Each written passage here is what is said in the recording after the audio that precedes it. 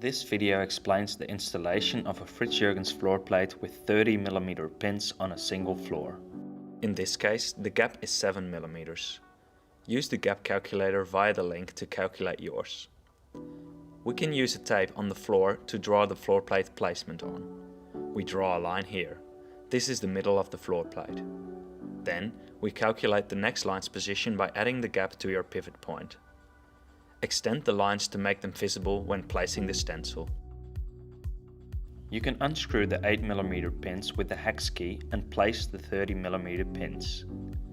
We can use a tape on the drill at 33mm. As the stencil is 3mm, we know exactly when we've drilled 30mm deep.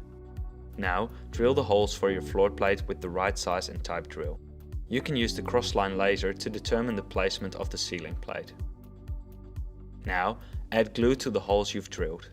Don't overflow the holes. Then add some glue to the bottom of your floor plate.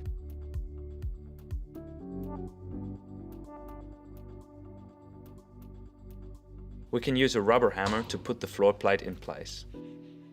It might be useful to use a small block so the floor plate pins go straight down into the holes. And that's it.